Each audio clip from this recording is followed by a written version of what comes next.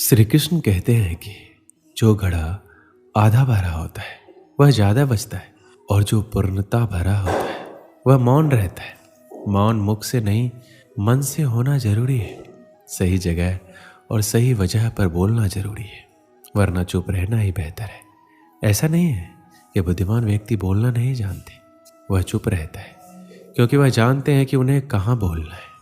जब कुछ कहने को हो तभी कहिए, अगर कुछ कहना चाहते हो तब मत कहिए। वहाँ पर शांत रहना ही समझदारी है, जहाँ पर खुद को समझदार समझ रहे हो। बेतुकी बातों का सबसे बेहतर जवाब ना देना है। मौन जरूरी नहीं है, अपितु जरूरत है। सवाल का जवाब शांति से मिलता है, बहस करने से जवाब खो जाता है। अपने कार्य को मौन रहकर करते रहे, क्योंकि खिलाड़ी खेल पर ध्यान देते हैं, बाहर बैठे दर्शकों की टिप्पणियों पर नहीं। हर बात का जवाब देने बैठ जाएंगे तो कभी लाजवाब नहीं बन पाएंगे। ईश्वर भी हमें अत्यधिक सुनने की सलाह देते हैं, इसी कारण उन्होंने हमें एक मुख और दो कान दिए हैं। शांत रहकर लोगों की नज़रों में बेवकूफ़ दिखना सही है। अगर बहस करने वालों में एक व्यक्ति शांत रहे तो बहस कभी नहीं हो सकती। बोलते समय शब्दों से ज़्यादा समझदारी से काम लेना, इससे आपका वक्त वह उल्लेखनीय हो जाएगा। अपने शब्दों के चयन को लेकर हमेशा चौकन्ना रहे, क्योंकि आपको बोलने का अधिकार है, परंतु इसका अर्थ ये नहीं है कि हम कुछ भी बोल दें। अधूरे ज्ञान से भरा मस्तिष्क मुख से अधिक शब्द कहने पर मजबूर करता है, परंतु अधिक ज्ञान से भरा मस्तिष्क मुख से कम ही सही पर मूल्यवान शब्द कहलाता है। आपकी वाणी आपकी विजय सुनिश्चित नहीं करती, अपितु आपके कर्म करते हैं। शांत व्यक्ति एक गुत्थी के समान है जो अपने आप में सुलझा हुआ रहता है, लेकिन सारा जमाना उस गुत्थी में उलझा हुआ रहता है। शांति का दूसरा अर्थ संतुष्टि है। संतुष्टि और मन शांति तब मिल जाती है जब हृदय और मस्तिष्क एक ही दिशा में एक ही कार्य में कार्यरत हो। एक मौन व्यक्ति अपनी गलतियों का आकलन कर सकता है, परंतु एक बड़बोला व्यक्ति केवल अपनी झूठी उपलब्धियों का बखान करने में व्यस्त रहता है। एक बेवकूफ़ खुद को समझदार कहने में वक्त खराब करता है, वहीं एक समझदार व्यक्ति कभी खुद को समझदार कहने में वक्त जाया नहीं करता। शरीर का शोर सुनाई दे जाता है, कभी आराम से बैठकर आत्मा की भी सुनो। अपनी सफलता के सफ़र में निकलने से पहले अपने बस्ते में शांति और धैर्य को जरूर रख लेना। एक बार सुनकर हर बार बोलने से बेहतर है कि हम काफ़ी बार सुनकर बस एक बार बोलें। अपने दिमाग को ज़्यादा चलाने की आदत को शुरू कीजिए और अपनी जुबान को ज़्यादा चलाने की आदत को बंद कीजिए। एक शांत व्यक्ति को सुनने की इच्छा वह व्यक्ति भी रखता है जो सबसे अधिक बोलता है। मौन एक व्यक्ति का सच्चा मित्र है जो उसकी हर अवांछित मुसीबतों में उसकी रक्षा करता है। जीवन की भाग दौड़ के दौरान जब आपको लगने लगे कि मैं कहीं खो गया हूँ, उस वक्त कुछ देर शांति से बैठ जाने से आप फिर से सही रास्ते की ओर चलना शुरू कर सकते हैं। एक शांत शत्रु 100 बोलने वाले शत्रुओं से ज़्यादा घातक है, क्योंकि उसके बारे में कोई कुछ नहीं जानता। आपके कह देने से कुछ नहीं बदलेगा, ये सोचकर अगर आप अपनी आवाज़ नहीं उठाते तो आपको सबसे पहले खुद को बदलने की ज़रूरत है। गलत को गलत कह देने में कोई गलत बात नहीं है। अत्याचार के खिलाफ चुप रहना सबसे बड़ा अत्याचार है। समाज वहाँ बोलता है जहाँ चुप रहना चाहिए, और वहाँ चुप रह जाता है जहाँ बोलने की आवश्यकता है। दूसरों पर हो रहे अत्याचारों को चुपचाप देखने वालों, याद रखना वक्त सबका आता है। रईस गलती भी कर दे तो कोई कुछ नहीं कहता, और गरीब कुछ सही भी कर दे तो सबको गलत लग जाता है। अत्याचार उसी पे ज़्यादा होते हैं जो चोटों को छुपाए फिरते हैं। अत्याचारों को शांति से बैठकर देखने से अच्छा है उनके खिलाफ आवाज़ उठाई जाए। ज़्यादा बोलना कमजोरी है, परंतु निडर होकर सत्य बोलना एक दिव्य शक्ति है। मुझे अकेले रहना पसंद है, अकेलापन नहीं।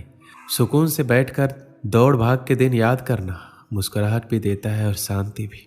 अगर लग रहा है सब कुछ खत्म हो गया है तो नई शुरुआत करो, अभी जिंदगी बाकी है। आज आप जिस शांति की तलाश में हैं, कल शांति से बैठकर इसी भाग दौड़ को याद कर हंस रहे होंगे आप। जिंदगी बीत गई, दुनिया क्या कहेगी इस फिक्र में।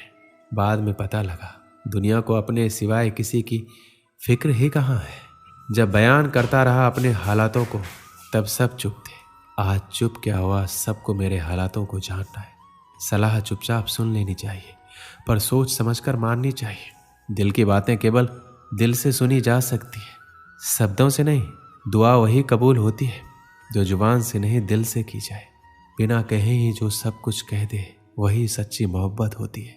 झूठ और सच में सिर्फ इतना सा फर्क है कि झूठ साबित करना पड़ता है और सच अपने आप सामने आ जाता है।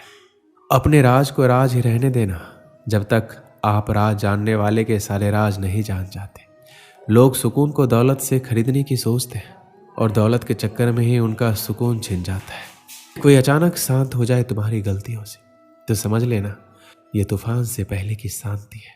दुनिया में ये तो सभी शांति चाहते हैं, बस ये दुनिया किसी को शांति से जीने नहीं देती। एक समय की बात है, एक गरीब आदमी था। वह रोज अपने गुरु के आश्रम जाकर वहाँ साफ सफाई करता और फिर अपने काम पे चला जाता था। अक्सर वो अपने गुरु से कहता, मुझे आशीर्वाद दीजिए, मेरे पास ढेर सारे धन दौलत आ जाए। एक दिन गुरु ने पूछ ही लिया, क्या तुम आश्रम में इसलिए काम करने आते हो? उसने पूरी ईमानदारी से कहा, हाँ, मेरा उद्देश्य तो यही है कि मेरे पास ढेर सारा धन आ जाए, इसलिए तो आपके दर्शन करने आता हूँ। पटरी पर सामान लगाकर बेचता हूँ, पता नहीं मेरे सुख के दिन कब आएंगे। गुरु ने कहा, तुम चिंता मत करो, जब तुम्हारे सामने अवसर आएगा तब ऊपर वाले तुम्हें आवाज़ थोड़ी लगाएगा, बस चुपचाप तुम्हारे सामने अवसर खोलता जाएगा। ये बात सुनकर युवक चला गया। समय ने पलटा खाया, वो अधिक धन कमाने लगा, इतना व्यस्त हो गया कि आश्रम में जाना ही छूट गया। कई वर्षों बाद वह एक दिन सुबह ही आश्रम पहुंचा और साफ सफाई करने लगा। गुरु ने बड़े ही आश्चर्य से पूछा, क्या बात है, इतने वर्षों बाद आए हो? सुना है बहुत बड़े सेठ बन गए हो। वह व्यक्ति बोला, बहुत धन कमाया, अच्छे घरों में बच्चों की शादियां की, पैसों की कोई कमी नहीं है, पर दिल में चैन नहीं है। ऐसा लगता था रोज सेवा करने आता रहूं, पर आ ना सका। गुरु जी, आपने मुझे सब कुछ दिया, पर जिंदगी का चैन नहीं दिया। गुरु ने कहा, तुमने वह मांगा ही कब था? जो तुमने मांगा वो तुम्हें मिल गया ना, फिर आज यहाँ क्या करने आए हो? उसकी आंखों में आंसू भर आए। गुरु के चरणों में गिर पड़ा और बोला, अब कुछ मांगने के लिए सेवा नहीं करूँगा, बस दिल को शांति मिल जाए। गुरु ने कहा, पहले तय कर लो, अब कुछ मांगने के लिए आश्रम की सेवा नहीं करोगे, बस मन की शांति के लिए ही आओगे। गुरु ने समझाया कि चाहे मांगने से कुछ भी मिल जाए, पर दिल को चैन कभी नहीं मिलता, इसलिए सेवा के बदले कुछ मांगना नहीं है। वो व्यक्ति बड़ा ही उदास होकर गुरु को देखता रहा और बोला, मुझे कुछ नहीं चाहिए, आप बस मुझे सेवा करने दीजिए। सच में मन की शांति सबसे अनमोल है। इस कहानी से हमें क्या सीख मिलती है?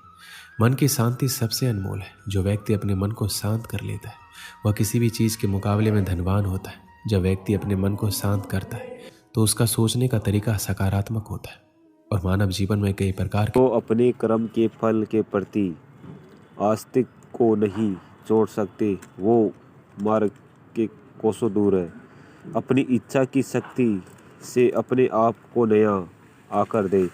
अपने आप को कभी भी स्वेच्छा से नीचा न होने दे। इच्छा ही आत्मा के एकमात्र मित्र है और इच्छा ही आत्मा के एकमात्र शत्रु है।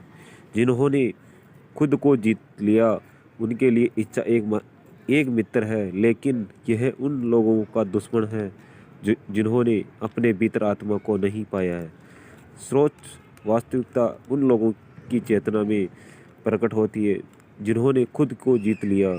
शांत मन में ध्यान की गहराइयों में आत्मा स्वयं को प्रकट करती है। स्वयं के माध्यम से स्वयं को देखकर एक आकांक्षीपूर्ण पूर्णता के आनंद और शांति को जानता है। कोई भी जो अच्छा काम करता है उसका कभी भी बुरा अंत नहीं होगा, न तो यहाँ नहीं आने वाले